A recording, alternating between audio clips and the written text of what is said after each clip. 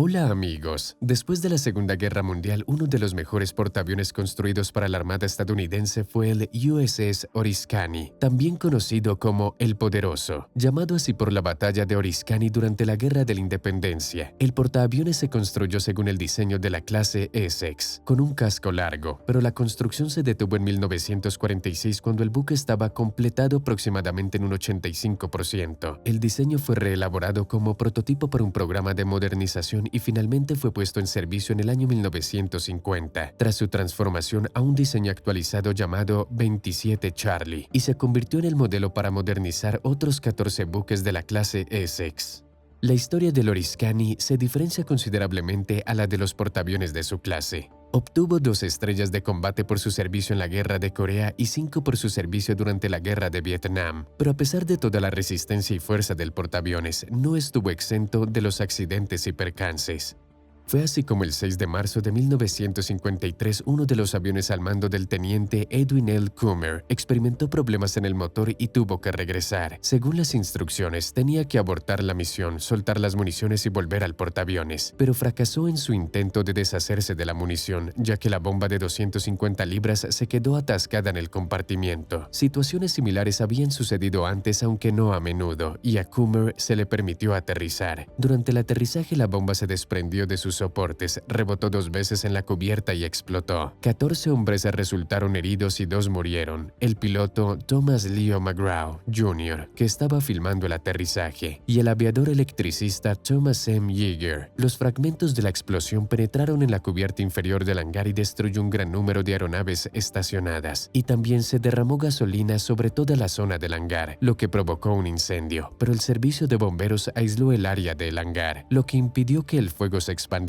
lográndolo extinguir rápidamente. Mientras tanto, el piloto Richard D. Donovan cortó el cinturón de seguridad del teniente Coomer y lo ayudó a salir del avión. El equipo de reparación arregló rápidamente las averías causadas por el incendio y en 2 días el Oriskany estaba navegando de nuevo. Pero las catástrofes no terminaron ahí. En la mañana del 26 de octubre de 1966, el portaaviones estaba anclado. Los marineros estaban colocando municiones para preparar la base aérea flotante para los vuelos de la mañana, pero de repente sonó una alarma, ya que resultó que había un incendio en el compartimiento A107M, donde se almacenaban bengalas de magnesio en cajas. Un marinero encendió accidentalmente una bengala y al entrar en pánico, la arrojó a la armería donde se guardaban las cajas de bengalas, lo que encendió todas las bengalas de magnesio que habían en el compartimiento. Los bomberos que llegaron inmediatamente al lugar no pudieron abrir la puerta atascada, ya que se había deformado debido a la alta temperatura. El compartimiento se había convertido en un horno donde los metales simplemente se fundían. Como resultado, la cubierta del portaaviones comenzó a calentarse y los bomberos la rociaron con agua con la esperanza de reducir la temperatura. 10 minutos después de que comenzara el incendio, las puertas bloqueadas saltaron por los aires como consecuencia de la explosión creada por la intensa presión, lo que causó la muerte de 5 personas. Después de esto, un tanque de oxígeno líquido se incendió y explotó. Otros 2 hangares de aviones se incendiaron y un avión A4 Skyhawk explotó. El humo y las llamas del incendio se extendieron rápidamente no solo por la cubierta, sino que también invadieron la ventilación y los pasillos. Algunos de los tripulantes no pudieron salir y se quedaron atrapados en los camarotes.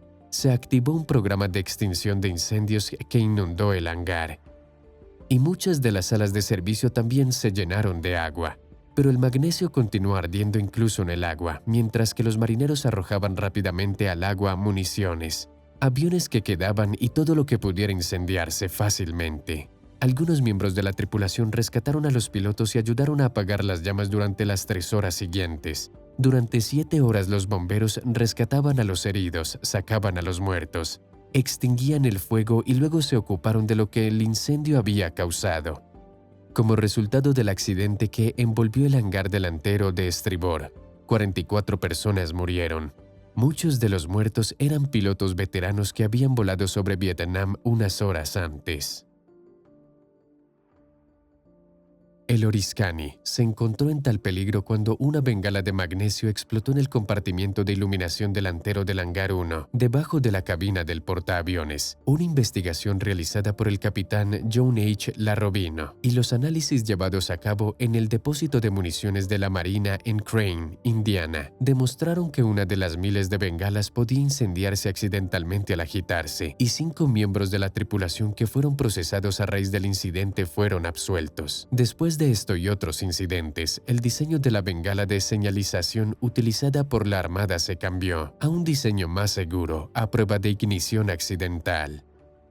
En marzo de 1967, el astillero de la bahía de San Francisco completó las reparaciones del buque y el Oriskany zarpó de nuevo hacia Vietnam. Después de 25 años de servicio, el Oriskany fue retirado del servicio el 30 de septiembre de 1976 y almacenado a lo largo en Bremerton para ser utilizado como unidad de reserva. Las propuestas de la administración Reagan para reactivar el Oriskany fueron rechazadas por el Congreso de los Estados Unidos por su mal estado material y sus capacidades limitadas. El coste de la reactivación se estimó en $520 millones en el año fiscal de 1982. Al final de la Guerra Fría y la subsiguiente reducción de las fuerzas activas de la Armada estadounidense, el Oriskany fue declarado obsoleto y eliminado del registro naval en 1989. Todo el equipo que podía ser reutilizado o reciclado fue retirado de su casco. La campana del barco se expuso en Nueva York y se retiraron varias partes para destinarlas a los museos de barcos de la Marina.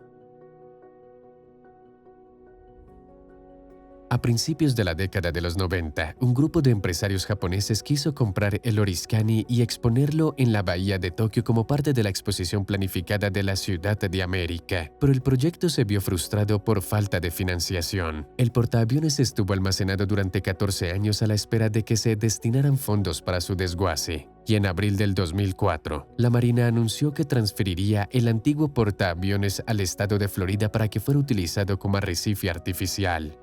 Un comando de la Armada hundió el barco el 17 de mayo del 2006. Un equipo de buzos especializados en desactivación de municiones navales de Panama City, en Florida, detonó cargas explosivas de C4 con un peso aproximado de 230 kilogramos. Una flotilla de embarcaciones rodeó el barco y los espectadores hicieron sonar sus bocinas y aplaudieron mientras el barco se hundía bajo las olas. Los ingenieros esperaban que el hundimiento durara entre 5 y 8 horas, pero el barco se hundió por la popa en los primeros 37 minutos después de la explosión a una profundidad de 64 metros en el Golfo de México, a 24 millas al suroeste de la ciudad de Pensacola. El proceso de la larga limpieza ambiental y el hundimiento del portaaviones costaron $20 millones. Tal y como estaba previsto, el barco se quedó en posición vertical, bañado por las cálidas aguas de la corriente del Golfo, convirtiéndose en el barco más grande deliberadamente hundido como arrecife artificial. Muchos operadores turísticos de la zona ofrecen viajes al Oriskany y miles de buceadores aficionados visitan el enorme portaaviones, de 28 metros de largo y 40 metros de ancho. La Universidad de Florida calcula que solo en el 2007, el Oriskany generó más de $4 millones en ingresos para el estado. Obviamente cualquier arrecife necesita tiempo para desarrollarse, pero quienes han buceado en el lugar del hundimiento durante los últimos 12 años confirman la abundancia de vida. Los cangrejos ocuparon primero el barco, con el tiempo las plantas y los moluscos se adhirieron al metal, atrayendo a peces más pequeños y luego más grandes. Hay tiburones ballena, tiburones martillo, peces luna y mantas a rayas nadando alrededor, mientras que los pulpos, las morenas y los cangrejos suelen esconderse en las numerosas grietas del buque hundido. El portaaviones ha creado un hábitat de gran tamaño en la zona, que es en su mayoría un fondo arenoso plano.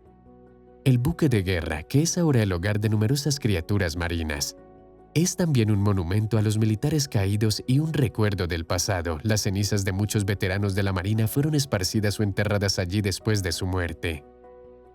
El barco se conoce como el Gran Portarrecife, en referencia a la Gran Barrera de Coral de Australia, pero con el tiempo se desmoronará hasta el fondo. Sin embargo, como fue un buque de guerra y sus estructuras son de metal grueso, será un arrecife ideal y una gran atracción de buceo durante un buen centenar de años. Denle me gusta si también comparten la idea de convertir el portaaviones en un arrecife artificial. Y eso es todo, amigos. Escriban sus comentarios y hasta pronto.